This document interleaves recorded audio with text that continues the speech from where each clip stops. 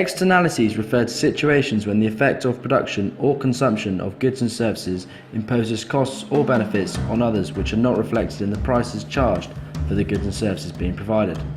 These can either be negative or positive towards the third party being effective. This graph shows the positive externality produced as a result of consumption. The marginal social benefit exceeds the marginal private benefit, so society benefits from an individual's purchase of the good. Positive externalities will occur if there is more production. Subsidising a good can also lead to positive externalities. This decreases the marginal private cost for all quantities produced, thus shifting the MPC line downwards from the MSC. The welfare gain is shown when reducing the potential gain from the yellow and green triangle to just the green triangle. This graph shows the negative externality created by the consumption of a particular good. The marginal social cost, MSC, is greater than the marginal private cost, MPC, thus showing a welfare loss as the green triangle. MPC increases to MPC1 due to tax added. This reduces the consumption of the good and also reduces the welfare loss. The MPC has shifted so that it is closer to being the MSC and thus closer to the optimum level of consumption for society. Charity is an example of an organisational process with unintended consequences despite the purpose being to provide social and environmental benefits. In third world countries where people are at risk from famine, charities and foreign governments intend to save thousands by implementing measures that provide them with necessary resources. However, there are negative externalities.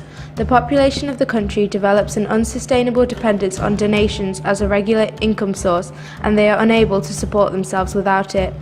Foreign governments who send over subsidised grains at much lower cost compared to market value, which at first allows the population to be able to afford the grain, then undercuts the price of any local competitors for the same produce, inhibiting local economic growth. We also have examples like beverages company Coca-Cola, who use 3 litres of water to manufacture 1 litre of Coke, leaving 2/3 to be discarded as wastewater. The process burdens an already water-scarce country, India, where 70% of the population live in rural communities. The Kerala bottling plant extracted approximately 1.5 million litres of water a day. The operation is unsustainable since water is extricated much faster than it can be naturally replenished. On top of this, wastewater is discharged into surrounding rivers, polluting groundwater and soil. Local people do not have access to fresh water because wells run dry and hand water pumps no longer work. As a result, people drink from contaminated supplies, compromising their health and hygiene. Without water, farmers do not have a means of irrigating crops and rearing livestock. This not only affects their own livelihood, but more significantly leads to a scarcity of food. In due course, this leads to famine and increased mortality in the region. We can look at Three Gorges Dam when considering the positive unintended consequences of organisational process. The intention when constructing the dam was to generate renewable energy as a clean alternative to burning fossil fuels. However, there was an unintended consequence of tourism. There are now museums, viewing platforms and river cruises which attract thousands of tourists each year. This generation of profit is useful for maintenance costs. More importantly, the influx of visitors is beneficial for local businesses such as hotels and restaurants, and therefore also the Chinese economy as a whole.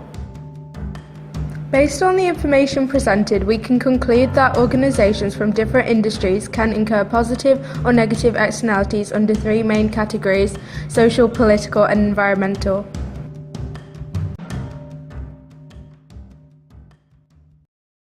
Created using Powtoon.